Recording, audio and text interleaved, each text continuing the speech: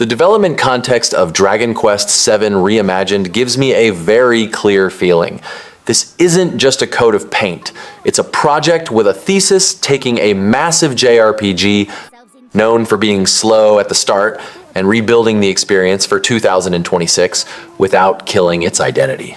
The team itself speaks of a direction that is nostalgic yet innovative, supported by three pillars: story, visuals, and combat.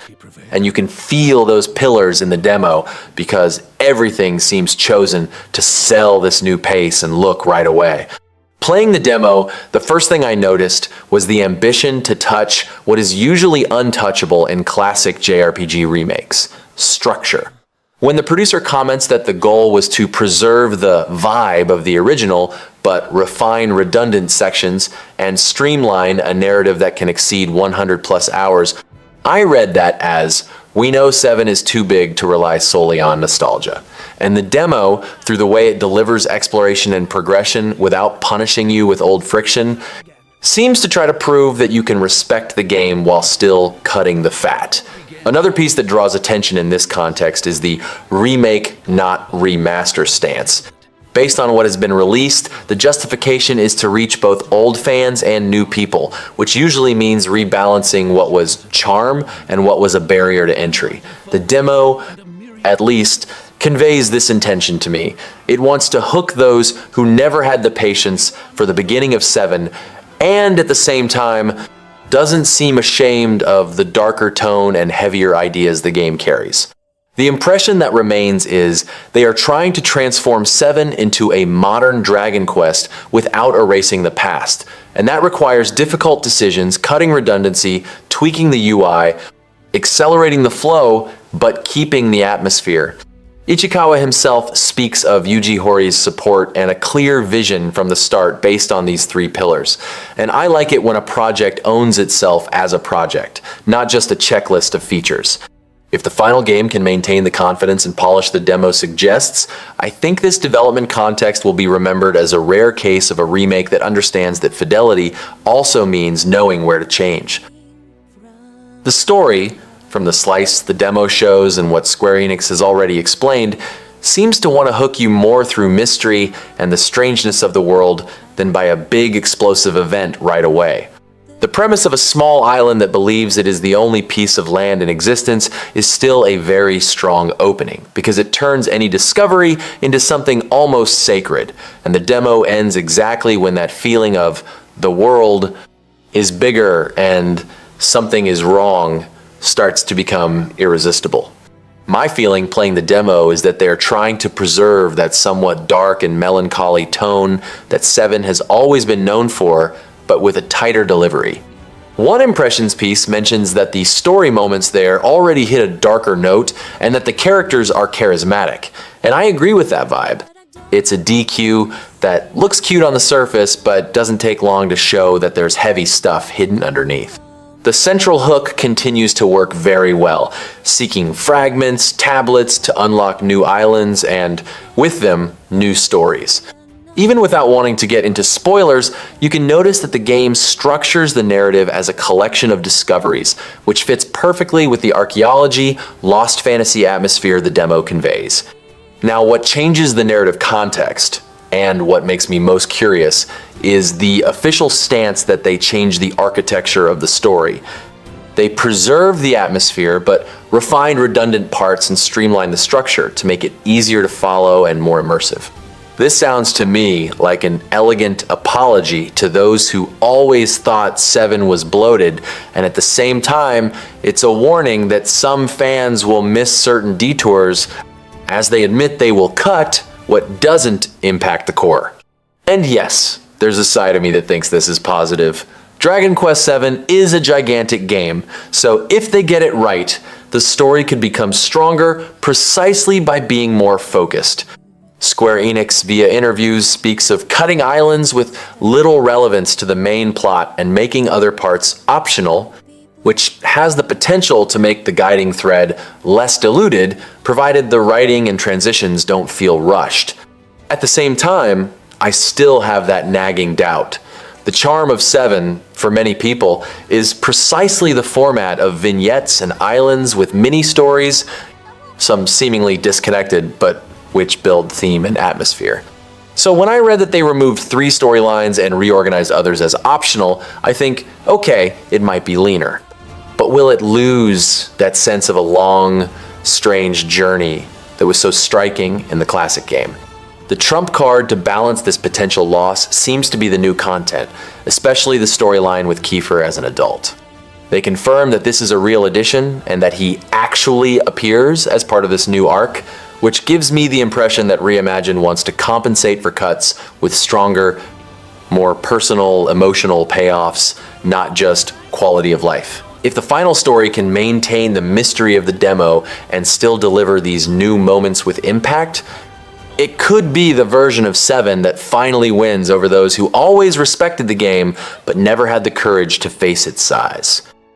The gameplay, from what I played in the demo, seems to have a very clear objective, making 7 move with more intent without turning the game into something else. I felt that the controls and the flow between exploring, opening the menu, organizing the party, and returning to the world were designed to be fast, as if they knew that in a gigantic RPG, your patience dies more from friction than from difficulty. The change I notice most in practice is the tabbed interface, because it immediately changes the sense of modernity.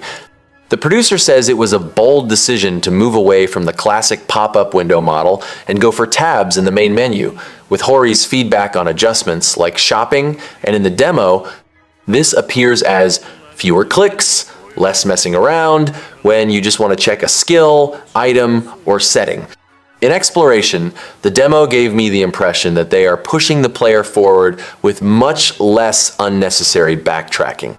I saw people comparing it to the 3DS version and commenting that they eliminated backtracking and compacted areas at the beginning, and honestly, as someone who arrived just for the demo, I like this aggressiveness because it creates momentum and keeps you curious before the game turns into that long journey that 7 is.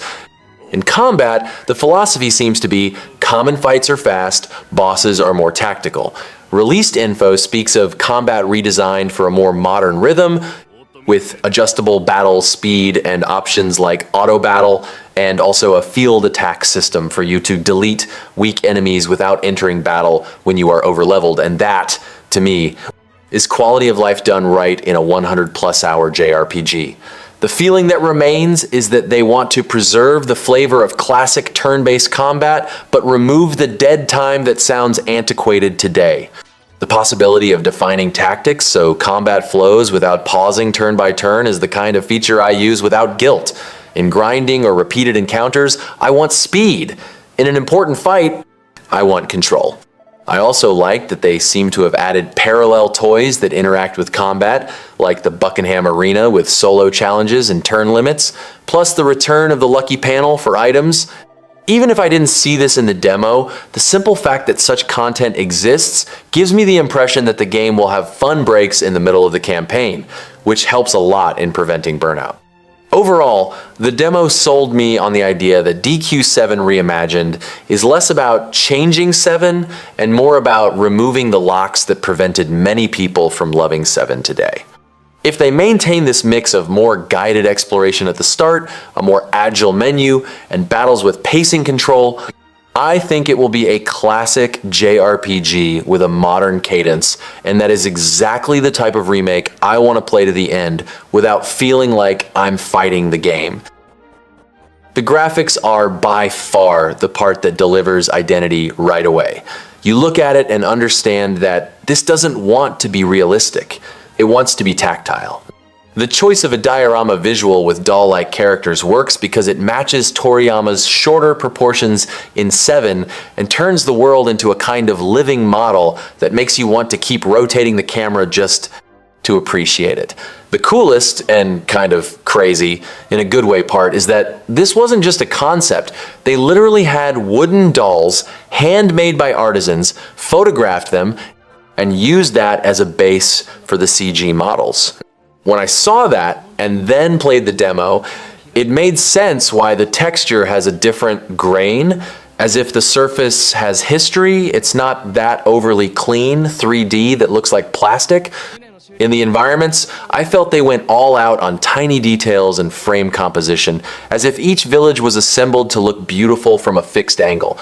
The team themselves comment that, with the doll motif, places were stylized as dioramas and buildings as dollhouses, and the result is that visual comfort. It looks like a cute world, but at the same time, there is a strange melancholy in the air, very much the face of VII. Lighting is where this style shines most. An impressions text of the demo speaks of insanely detailed water and lighting, and I agree with the general feeling. Light and shadow seem used to provide miniature depth, not just to look pretty, and this reinforces the diorama illusion instead of fighting against it. I also liked how the visuals talk to the narrative tone. Even when the scene is friendly, the aesthetic isn't silly. It has a hint of an old fairy tale. And Square even added voice acting for the first time in VII, which isn't graphics per se, but changes the perception of the presentation a lot. When image and voice match, the game automatically feels more current and more cinematic.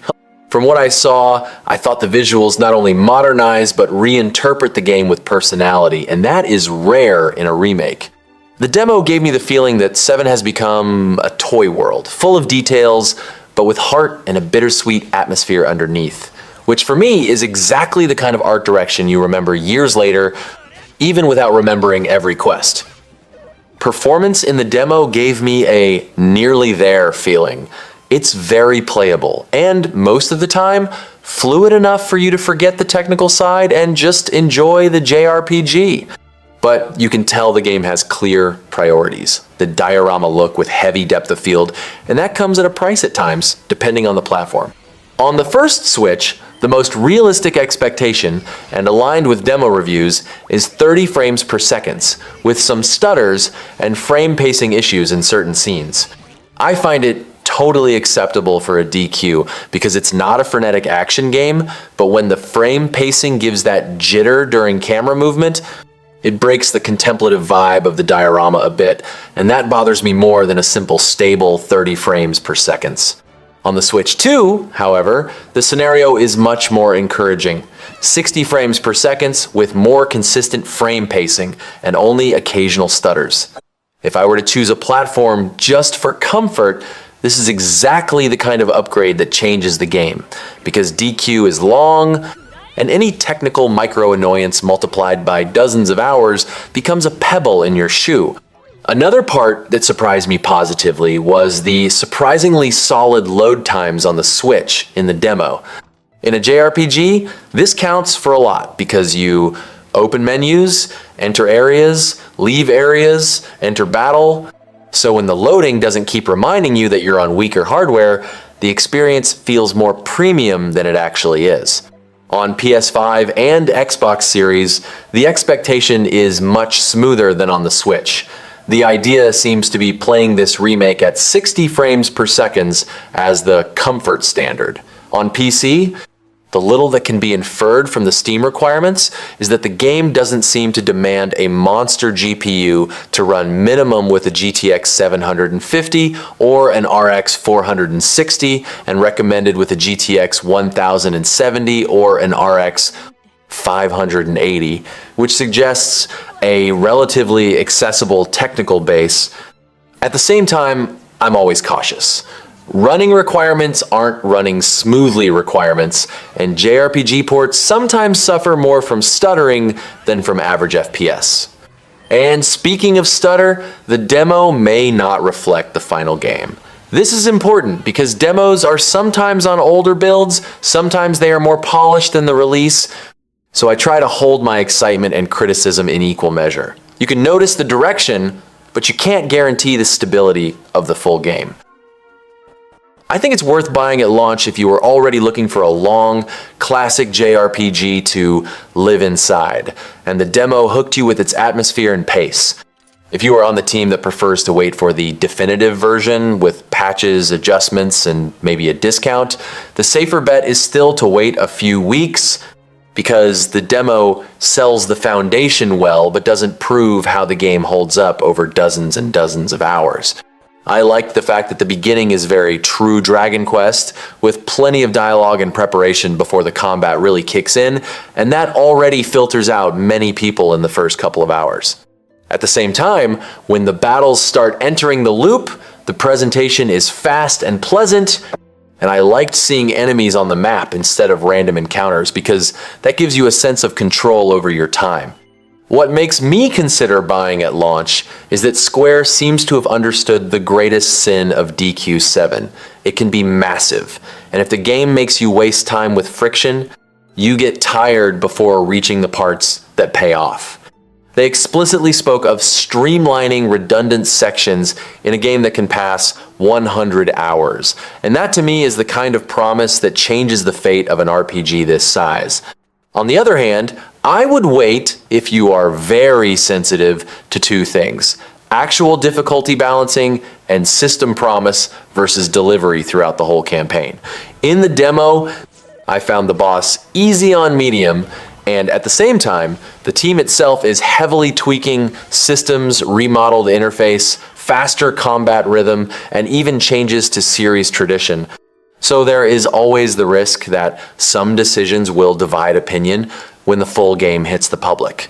I would say the game is perfect for those who love long adventure JRPGs with island exploration unlocked by progression and that vibe of the world growing bit by bit, and who don't need a constant explosion every 10 minutes.